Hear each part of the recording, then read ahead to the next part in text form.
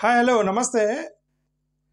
Netizens Vikram Misri మన foreign secretary ఎవరైతే మీ విక్రమ్ మిశ్రీ గారు ఉన్నారో, ఎవరైతే ప్రెస్ మీట్లు పెట్టి ఎప్పటికప్పుడు అప్డేట్ ఇస్తున్నారో, along with Qureshi and Singh, వాళ్ళిద్దరితో పాటు విక్రమ్ మిశ్రీ గారు కూడా కూర్చుంటారు కదా ప్రెస్ మీట్ పెట్టినప్పుడు. ఇప్పుడు ఆయన్ని బాగా ట్రోలింగ్ చేస్తున్నారు. అది కరెక్ట్ కాదు. It's not fair because first of all, he is a government employee. Foreign secretary is a government employee. The decision, he will not take decision. Okay. ఈ విక్రమ్ మిశ్రీ ఎవరైతే ఉన్నారో అతను డెసిషన్ తీసుకోడు. Decision is taken by Narendra Modi. Obviously politicians will make the decision. ఒక యుద్ధానికి వెళ్ళాలా లేదా అనేది నిర్ణయం పొలిటీషియన్స్ తీసుకుంటారు తప్ప గవర్నమెంట్ ఎంప్లాయీస్, మిలిటరీ వాళ్ళు కూడా తీసుకోరు. It's not even in the hands of military. Government will decide. In this కాంటెక్స్లో మరి విక్రమ్ మిశ్రీని విపరీతంగా ట్రోల్ చేయటం అనేది కరెక్ట్ కాదు. ఎంతవరకు ట్రోల్ చేశారంటే, ఆ విక్రమ్ మిశ్రీ గారు ఆయన యొక్క ఎక్స్లో ఉన్నటువంటి అకౌంట్ని ప్రైవేట్గా పెట్టుకునేంతవరకు ట్రోల్ అయ్యాడు నిన్న. ఎందుకంటే ఈ సీజ్ ఫైర్ అగ్రిమెంట్కి యాక్సెప్ట్ చేశారని. అది ఫండమెంటల్లీ. కొంతమంది మరీ ఎక్స్టెంట్గా వెళ్ళి ఇప్పటి వరకు పొగిడినటువంటి ఈ ఖురేషీని కూడా కొంతమంది క్రిటిసైజ్ చేయడానికి ట్రై చేశారు. ఓకే, వింగ్ కమాండర్ సింగ్ వాళ్ళిద్దరిని కూడా క్రిటిసైజ్ చేయడానికి ట్రై చేశారు. అదే fundamentally the decision is taken by obviously Narendra Modi గారు. నరేంద్ర మోడీ గారు ఎందుకు నిర్ణయం తీసుకున్నారు అంటే, అవతల ట్రంప్కి సంబంధించినటువంటి ఒక ప్రెజర్ అయితే ఉంది. ట్రంప్ ప్రెజర్ పెట్టాడు కాబట్టి నరేంద్ర మోడీ గారు వెనక్కి తగ్గారు. ట్రంప్ ఎందుకు ప్రెజర్ పెట్టాడంటే, మనందరికి తెలిసి అది పాకిస్తాన్కి అమెరికాకి సంబంధాలు ఉన్నాయి చాలా రోజుల నుంచి. కొన్ని 1950 నుంచి సంబంధాలు ఉన్నాయి. వాళ్ళిద్దరికి ఎందుకు సంబంధాలు ఉన్నాయంటే, అప్పుడు కమ్యూనిస్టులకి వ్యతిరేకంగా ఫైట్ చేస్తుంది అమెరికా. క్యూబా లాంటి దేశాలు ఉన్నాయి. గడాఫీ లాంటి వాడు భయంకరమైన అంత కమ్యూనిస్టుకి సంబంధించినటువంటి నియంత్రణ ఉండేవాళ్ళ 1950sలో. దానికి వ్యతిరేకంగా అమెరికా పనిచేసేది. అమెరికా అప్పుడు పనిచేసేటప్పుడు ఈ ఇస్లామిక్ దేశాల్లో ఉన్నటువంటి పాకిస్తాన్ కూడా ఏంటంటే, ఒక రిలీజియన్ పట్టుకొని మతాన్ని పట్టుకొని దేశం నడపడానికి ప్రయత్నం చేశారు. కాబట్టి అక్కడ అమెరికా, యుఎస్ వీళ్ళందరూ కూడా కమ్యూనిస్ట్ దేశాలకి వ్యతిరేకంగా జట్టు కట్టారు వీళ్ళంతా. ఆ ట్రాన్సాక్షన్లో ఈ పాకిస్తాన్కి అమెరికాకి సంబంధాలు ఏర్పడ్డాయి. More over somewhere in 1970s ఆ టైంలో, ఇందిరాగాంధీ టైంలో అమెరికా లెక్క చేయలేదు ఇందిరాగాంధీ.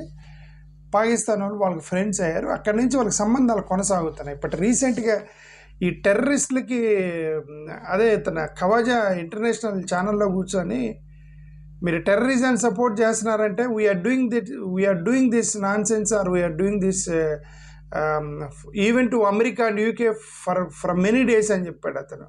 అంటే అమెరికా యూకే వాళ్ళకు కూడా మేము టెర్రరిస్టులను సపోర్ట్ చేసామన్నాడు. అతను ఇంకో మాట కూడా అన్నాడు, మా టెర్రరిస్టులు అమెరికాకు పోతే వాళ్ళు వీఐపీగా ట్రీట్ చేస్తారు అమెరికాలో. ఏంది అమెరికా మాకు చెప్పేది అన్నాడు ఆ ఖవాజా అక్కడ కూర్చొని. ఓకే, ఆ తర్వాత వాళ్ళు అమెరికా వాళ్ళు తిట్టారు. ఇప్పుడు ఏంటంటే వీటిలో కొన్ని సత్యాలు ఉంటాయి. అదేంటంటే, పాకిస్తాన్కి సంబంధించిన కొన్ని వాటిని అక్కడ అమెరికా, యూకే లాంటి వాళ్ళు ఎంకరేజ్ చేశారు. కమ్యూనిస్టులకు వ్యతిరేకంగా ఎంకరేజ్ చేశారు, కమ్యూనిస్ట్ నియంత్రణని అణచివేయటానికి. సో వాళ్ళకి సంబంధాలు ఉన్నాయి కాబట్టి అఫ్కోర్స్ మన ఇప్పుడు ట్రంప్ గారు, మోడీ గారు ఫ్రెండ్ అయినంత మాత్రాన పాకిస్తాన్ని సేవ్ చేయడానికి ఒక పెద్ద కుట్ర జరిగింది వెనక పక్క. పాకిస్తాన్ని సేవ్ చేయాలని వీళ్ళందరూ అనుకున్నారు. వీళ్ళందరూ అనుకొని ఇండియా మీద బ్లాక్మెయిల్ చేశారు. అది పెద్ద ప్రాబ్లం ఏంటంటే, ఇండియా మీద బ్లాక్మెయిల్ జరిగింది. ఇండియా మీద ఎందుకు బ్లాక్మెయిల్ చేశారు? వీళ్ళు ప్రపంచ దేశాలు మొత్తం కలిసి ఎందుకంటే వాడు న్యూక్లియర్ బాంబ్ వేస్తా అంటున్నాడు, వెనక్కి తగ్గి ప్రెజర్ పెట్టారు మోడీ మీద. సో మోడీ వెనక్కి తగ్గాడు. ఒకటైతే అర్థమవుతుంది మనకి. ఓకే, ఇప్పుడు పాకిస్తాన్కి ఐఎంఎఫ్ వాళ్ళు వెంటనే ఒక పక్క ఒక యుద్ధం మొదలవుతుంటే, టెర్రరిజం మీద మేము యుద్ధం చేస్తున్నామని అంటే, టక్కున $1 బిలియన్ ఐఎంఎఫ్ డబ్బులు రిలీజ్ చేసింది. ఏది వెనక ట్రంప్, అమెరికా వీళ్ళు వద్దని యుద్ధం జరుగుతుంది, వాడు టెర్రరిస్ట్ గ్రూప్, వాడు పాకిస్తాన్ దాంట్లో టెర్రరిస్టులు ఉన్నారు, నువ్వు వాళ్ళకి డబ్బులు ఇవ్వకు, వెనక్కి తగ్గుతాడు, నువ్వు డబ్బులు ఇస్తే యుద్ధానికి వెళ్తాడని అక్కడ చెప్పలేదా పాకిస్తాన్ వాళ్ళకి డబ్బులు ఇవ్వద్దని? అమెరికా ట్రంప్ చెప్పుంటే ఆగిపోయి ఉండేది కదా యుద్ధం. వాళ్ళకి డబ్బులు రిలీజ్ చేసి, నేను అదే అంటున్నా, వీళ్ళందరూ ఏంటంటే ఎన్ని దేశాలు కూడా, ఒక పక్క చైనా, అమెరికా, యూకే, లండన్, ఇవన్నీ కూడా భారతదేశానికి వ్యతిరేకంగా అక్కడ వాళ్ళు ఏదో చేశారేమో అని నాకైతే అనిపిస్తుంది. ఎందుకంటే వాళ్ళు పాకిస్తాన్కి డబ్బులు రిలీజ్ చేశారు, $1 బిలియన్ యుద్ధం గురించి మాట్లాడుతుంటే. టక్కున వాళ్ళకి డబ్బులు రిలీజ్ చేసి ఆ తర్వాత వాళ్ళు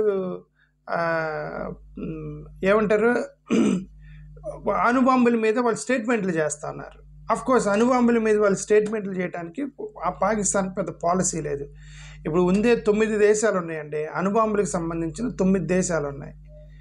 ఈ 9 దేశాల్లో పర్మనెంట్ మెంబర్స్ 5 ఉన్నారు. America, Russia, UK, France, China, వీళ్ళు ఒక 5 దేశాలు ఏవైతే ఉన్నాయో వీళ్ళు permanent members of UN security council అంటారు. యుఎన్ సెక్యూరిటీ కౌన్సిల్లో వీళ్ళు మెంబర్స్ కాబట్టి యాంటీ న్యూక్లియర్ ప్రపంచాన్ని సృష్టించడానికి ఆ కౌన్సిల్ పనిచేస్తుంది. కాబట్టి వాళ్ళు ముందుగా అణుబాంబులు వెయ్యము అనేది వాళ్ళ పాలసీ. మేము అణుబాంబులు వెయ్యమని పాలసీ పెట్టుకున్నారు. మరి ఇంక 3వ ప్రపంచ యుద్ధం వస్తేనే వేస్తామని America, Russia, China, UK, France, ఈ 5 దేశాలు పెట్టుకున్నాయి. కాబట్టి వాళ్ళు ఎలాగ అణుబాంబులు వాడరు, అందరు సమకూర్చుకున్నారు. యుఎన్ సెక్యూరిటీ కౌన్సిల్లో పర్మనెంట్ మెంబర్స్ 5, కాబట్టి వాళ్ళు వాడరు.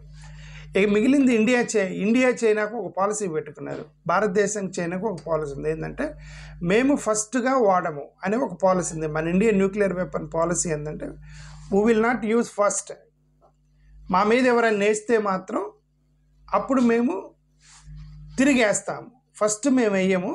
ఒకవేళ మా మీద కనుక ఎవరైనా నేస్తే మాత్రం ఇక విధ్వంసం సృష్టిస్తామనే పాలసీ ఉంది ఇండియాకి, చైనాకి.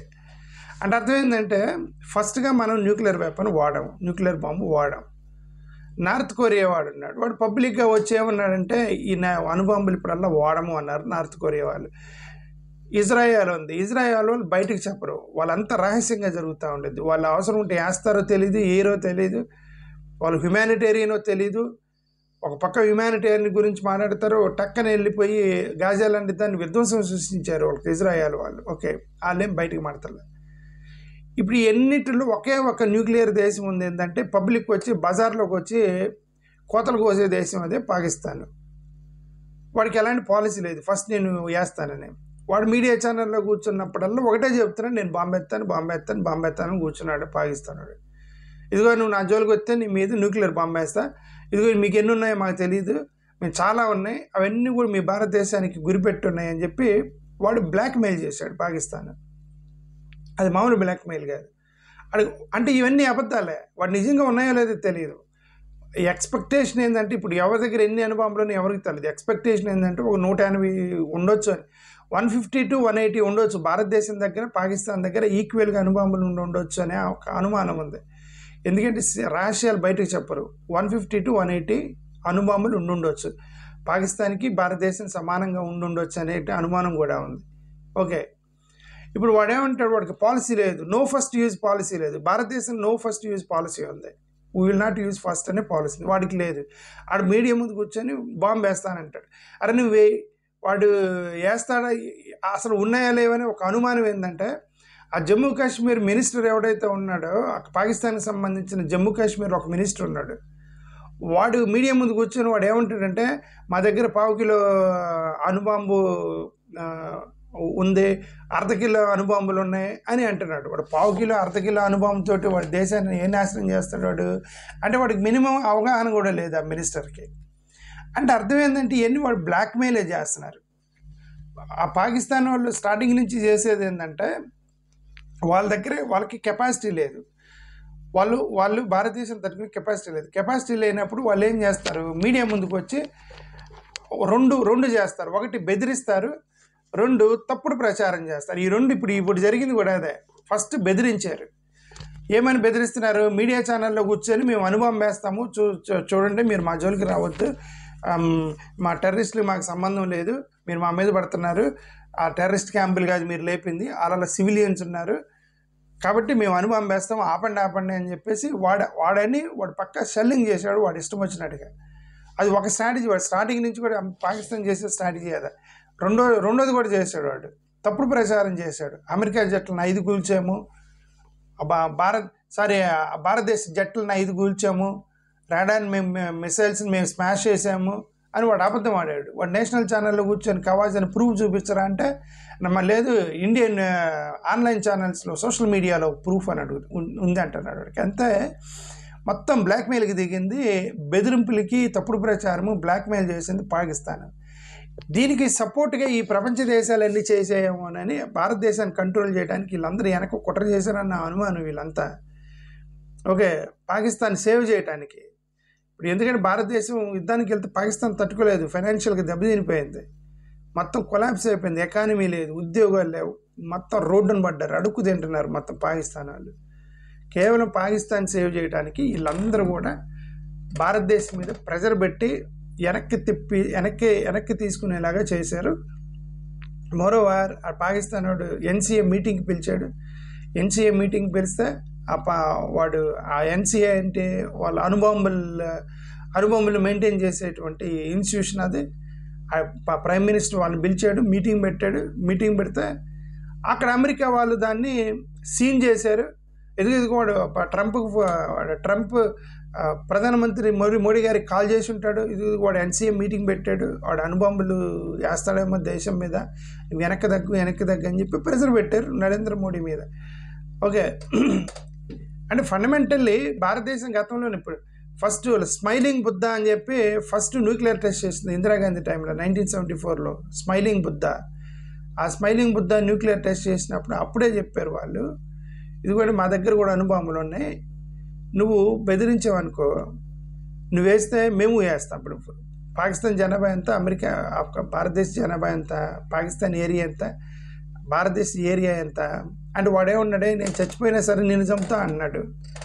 మన వాళ్ళు అన్నారు వద్దు సంపొద్దు అన్నారు. మనకు 150 కోట్ల మంది జనాలు ఉన్నారు, ఆడికి తిప్పి కొడితే ఎన్ని కోట్ల మంది జనాలు ఉన్నారో తెలియదు. ఓకే, అంటే 150 కోట్ల మంది ఉన్నారు కదా, జనాలను చంపమని కాదు అర్థం. ఓకే అంటున్నా, నేనేమన్నా దొమ్మికి వెళ్ళినప్పుడు ఎక్కువ మంది జనాలు ఉన్న వాళ్ళు ఒక 10 మంది కలిసి 100 మందిని బెదిరిస్తున్నారు అనుకోండి, 10 మంది కలిసి 100 మందిని బెదిరిస్తున్నారు అనుకోండి, అక్కడ రెండు జరిగి ఉండాలి. ఒకటి హ్యుమానిటేరియన్ అయి ఉండాలి. ఈ 100 మంది హ్యుమానిటేరియన్ అయి ఉండి 100 మంది ఉన్నా సరే కొట్టకూడదురా, హింస చేయకూడదు అనేటువంటి పాలసీ ఉన్నవాడు అనుకోండి, మనుషుల్ని చంపకూడదు, హింసించకూడదు, మానవతావాదం గురించి మనం ఆలోచించేటువంటి విప్లవాత్మకమైనటువంటి సోషల్ రిఫార్మర్స్ అనుకోండి, వాడు 100 మంది ఉన్నా సరే వాడు ఒక్కడ బెదిరించినా సరే ఎందుకు వదిలేంటిరా, వాడిని కొడితే వాడు చేస్తాడని వీళ్ళు ఊరుకుంటారు. ఏది అంటే శాంతి జాలి చూపించే వాళ్ళు అయితే లేదు అంటే ఆ 10 మందికి 100 మంది భయపడుతున్నారని ఉండరు. అప్పుడే 10 మంది సవాలు ఇస్తున్నా 100 మంది సైలెంట్గా ఉంటారు. ఓకే, బట్ ఇప్పుడు రీసెంట్ కాలంలో భారతదేశంలో అదేం లేదు కదా, సవాలు ఇస్తున్నారు కదా. పవన్ కళ్యాణ్ గారు లాంటి వాళ్ళు మా సహనం నశించింది అంటున్నారు కదా. మీకు శాంతి దయ జాలి అనేది లేదు, అహింసే సహనం నశించింది, ఎంతకాలం ఉంటాము కమాన్ అని అంటున్నారు కదా ఇలా పవన్ కళ్యాణ్ గారు లాంటి వాళ్ళు. ఏది ఇంటర్నల్గా భారతదేశంలో ఇంటర్నల్గా కూర్చొని తప్పితే మాకు సహనం నశించింది, ఎంతకాలం ఉంటాము అది ఇది అని చెప్పి భారతదేశంలో అంతర్గతంగా రెచ్చగొట్టి బ్లడ్ బాయిల్ చేసి ప్రజల్ని ఇదంతా చేస్తున్నారు కదా. ఇప్పుడు ఈ యొక్క అగ్రెషన్ అనేది ఏదో పాకిస్తాన్ మీద చూపించండి కదా అనేది నేనే అనేది. పవన్ కళ్యాణ్ గారు లాంటి వాళ్ళు, ఎన్డీఏ కూటమిలో ఉన్నటువంటి వీళ్ళందరూ మీ పళ్ళు కొరగటాలు ఇవన్నీ కూడా అక్కడ కదా చూపించాలి. ఇక్కడ ఇంటర్నల్గా క్రిస్టియన్స్, హిందూ, ముస్లిం, రెడ్డి, మాల, మదిగ వీటి దగ్గర కాదు కదా మనం చూపించేటువంటి కెపాసిటీ, అక్కడ చూపించాలి కదా అనే మాలాంటి వాళ్ళు సీజ్ ఫైర్ని వ్యతిరేకించింది. అందుకే ఓకే, మీ కోపం ఎవడి మీద చూపించాలి, ఎవడి మీద చూపించకూడదు, నీ ఫ్యామిలీలో నీ అన్నదమ్ముల మీద చూపించే కోపం నీ శత్రువు మీద చూపించాలి కదా అని అక్కడే మాకు ఎంత బాధేసింది అది. సో ఇదంతా ఏమంటారంటే బ్లాక్మెయిల్ చేసి పాకిస్తాన్ వాడు బ్లాక్మెయిల్ చేశాడు. ఈ బ్లాక్మెయిల్లో ఈ మిగతా వాళ్ళు మొత్తం కూడా పాకిస్తాన్ సేవ్ చేయడానికి ప్రెజర్ పెట్టారు మోడీ గారి మీద. మోడీ గారు వెనక్కి తగ్గారు. సో ఇది మోడీ గారి డెసిషన్ అయినప్పుడు ఆ విక్రమ్ మిశ్రీని ఫారెన్ సెక్రటరీ విక్రమ్ మిశ్రీని ఆర్మీ ఆఫీసర్ని వీళ్ళందరిని ట్రోల్ చేయడం అనేది కరెక్ట్ కాదు. ఆన్లైన్లో వాళ్ళందరిని ట్రోల్ చేయకండి అని ఇంకోసారి రిక్వెస్ట్ చేస్తున్నాను. థ్యాంక్ యూ, నమస్కారం.